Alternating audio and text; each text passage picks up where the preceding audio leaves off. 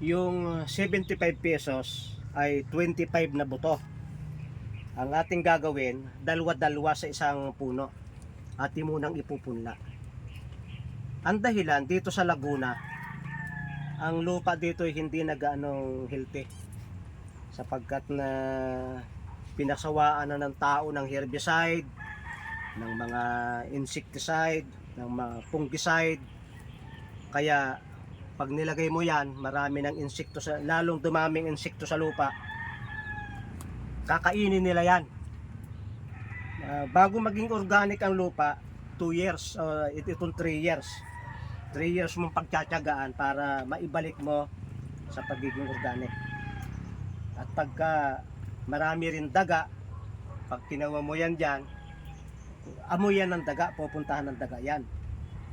Kaya ilalagay mo sa isang lugar na hindi mapupuntahan ng daga. Mayroon ako dito 3 pusa, ay malakas na loob na daga yan pag yan ay lumusok na dito, sapagkat 3 yung pusa ko dyan.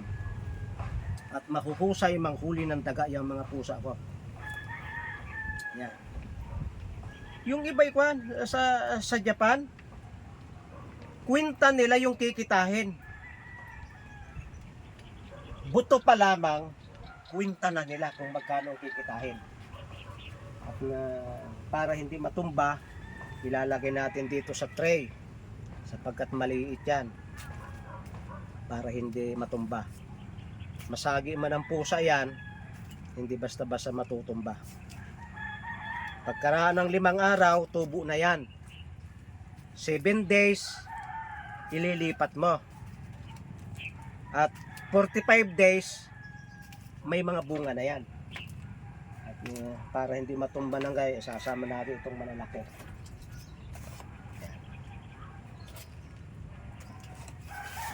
Kaya yung iba, ay ang buhay ay kinikwenta. Magkano ang aking house rent, magkano ang aking pagkain, magkano yung mga gastusin na ganyan. Total, ang sweldo ay gayon ay kulang ng 2,000 sa isang buwan. Saan kukuhain? Ay sa backyard gardening ay makukuha na. Do sa Japan ay ililista nila kung saan bansa sila magtutor. At kung sila ay magsasaka, mag-iisip sila ng itatanim at aalagaan nilang maigi para hindi tatamad-tamad, para pagdating ng may maaani ka sa tamang panahon at kwintang-kwinta kung magkano. Ay, yung iba nagtatanim ng kaunti lang ay siya. Pag gumanda yan, ikay maghihinagpis. At sapagkat ngayon ay umuulan, ilalagay natin dito sa ulanan para mas mabilis na gumanda. Yan. Ano natin dyan. At yung mga sibuyas kanina, ay okay na yan dyan. Okay? Ganyan yung tayo magkalabasahan at may mga variety na kung saan makakaabot ang lalaki ng dahon. Ito'y variety ng dahon na maliliit pati dahon at malimit bumunga.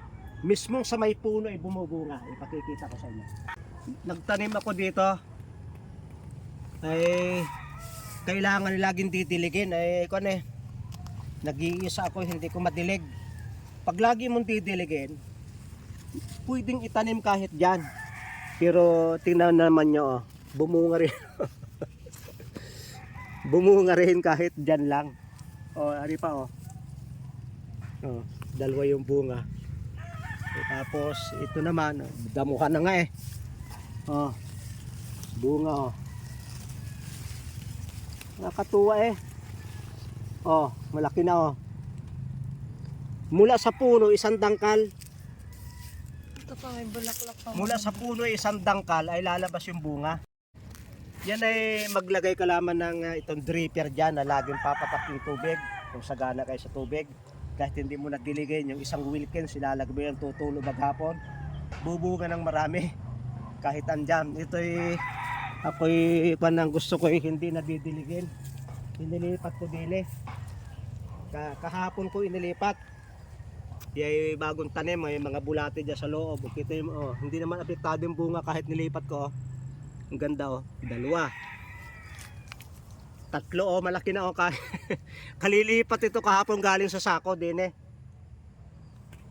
Kaya in case na walang lupa at sa rooftop, pwedeng maghakot kayo ng magandang lupa, makakabili kayo sa mga kuha ng ornamentals, makakabili kayo ng lupa at yun ang kuha niyo. Ito ay tatlong bunga. Yung mga susunod na yan, mapaparami natin ng maganda sapagkat hindi na ganong matindi yung ulan. Ito ay tayo magkalabasahan kahit na maliit ang space, baka sakali na ito na ang inyong kapalaran na kumita. Maraming salamat sa inyong pagsubaybay sa Natural Wilderness si Pastor Vito.